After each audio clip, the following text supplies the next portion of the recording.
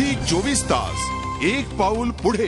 भाजपमधील सत्ता संघर्ष हात घ्यायला आलाय। भाजपचे माजी राष्ट्रीय सरचिटणीस संजय जोशी यांनी भाजपला जय श्रीराम केलाय। अतिशय महत्त्वाची बातमी आहे। भाजपच्या दृष्टीने भाजपचे नेते संजय जोशींनी पक्षाला राम राम ठोकलाय। भाजप पक्ष सदस्यत्वाचा राजीनामा दिला आहे।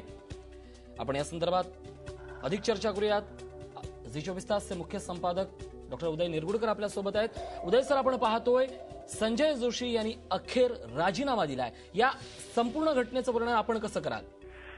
भारतीय जनता पक्षामधला सत्ता संघर्ष टिपेला पोहोचलाय याचंच हे चिन्ह आहे। संजय जोशी हे कुशल संघटक आहेत, यात वाद नाही। गुजरातमध्ये त्यांनी केलेलं काम आणि त्याच वेळेला त्यांच्यात आणि मोदींच्यात निर्माण झालेलं वितुष्ट ही वस्तुस्थिती आहे। त्यानंतर त्यांचं राष्ट्रीय राजकारणात वाढलेलं महत्त्व, त्याहीपेक्षा नितीन गडकरी यांची पक्षाध्यक्षपदी नियुक्ती झाल्यानंतर यूपीच्या निवडणुकीकरता प्रभारी म्हणून त्यांची झालेली नियुक्ती, या सगळ्या गोष्टी नरेंद्र मोदी यांना आवडलेल्या नव्हत्या। त्यामुळे त्यांनी मुंबईच्या पक्षाच्या अधिवेशनापासून दूर राहायचा निर्णय घेतलेला होता। तेव्हा त्यातला एक कॉम्प्रोमाइज फॉर्म्युला म्हणून एक प्रकारे संजय जोशी यांचा पक्षानं बळी दिला असं म्हटलं तरी हरकत नाही। त्यामुळे त्यांचा राजीनामा त्यावेळेला घेण्यात आला आणि मला असं वाटतं ही भारतीय जनता पक्षासाठी त्यांच्या अंतर्गत असलेला संघर्ष टिपेला पोहोचला हेच याचं एक प्रतीक आहे। नक्कीच उदय सर, काही दिवसापूर्वी हा मुद्दा पुन्हा एकदा चर्चेत आला होता। आज पुन्हा तोच चर्चेत येतोय। अडवाणींची नाराजी, त्यानंतर आज संजय जोशी सारख्या भाजपमधल्या एका मोठ्या नेतृत्वाचा पक्षाला राजीनामा देणं, हे कुठले संकेत मानायचे आपण? पार्टी विथ द डिफरन्स, आता पार्टी विथ द डिफरन्सेस म्हणून पुढे येते आहे। भारतीय जनता पक्षामध्ये समप्रभाव आणि समवयस्क अशा प्रकारचे नेते आहेत। त्यामुळे नेतृत्वाचे प्रश्न वारंवार ऐरणीवर येत आहेत। तरी सुद्धा एक प्रकारे हा संघर्ष मिटवण्याकरता म्हणून संजय जोशी यांचा राजीनामा मंजूर केला असावा, जेणेकरून हा वाद अधिक वाढणार नाही आणि त्याला एक प्रकारे माध्यमातून खत पाणी मिळणार नाही अशा प्रकारची जर अटकळ भारतीय जनता पक्षाची असेल तर तसं काही होणार नाही। याचं कारण भारतीय जनता पक्षातल्याच काही कार्यकर्त्यांनी अहमदाबाद पासून दिल्ली पर्यंत कहो दिल से संजय जोशी फिर से अशा प्रकारची पोस्टर लावून त्या संपूर्ण लागलेल्या आगीला एक प्रकारे तेलच ओतलेलं होतं आणि आज आणखीन ती आग भडकलेली आहे अशी चिन्ह आता तरी दिसत आहेत।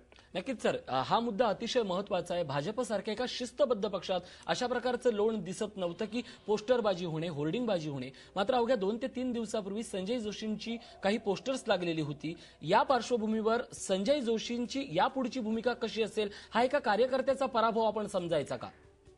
मला नाही वाटत की हा त्यांचा कार्यकर्त्यांचा पराभव म्हणून याच्याकडे बघता येईल।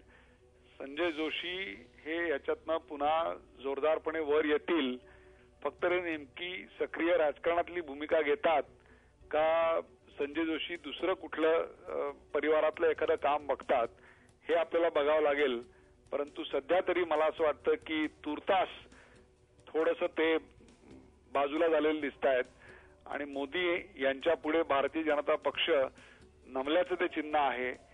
जर मोदींना राष्ट्रीय राजकारणात प्रवेश करायचा असेल, भारतीय जनता पक्षाचा उद्याचा महत्वाचा नेता व्हायचा असेल तर अडवाणी आणि वाजपेयी युगानंतर भारतीय जनता पक्षामध्ये नवीन पिढीचं युग अवतरत असताना अशा प्रकारे वारंवार वादाच्या भोवऱ्यात अडकणं त्यांना परवडणार नाही आणि भारतीय जनता पक्षाच्या एकूणच ढाच्याला अशा प्रकारचे कार्यकर्ते गमावणं हेही परवडणार नाही।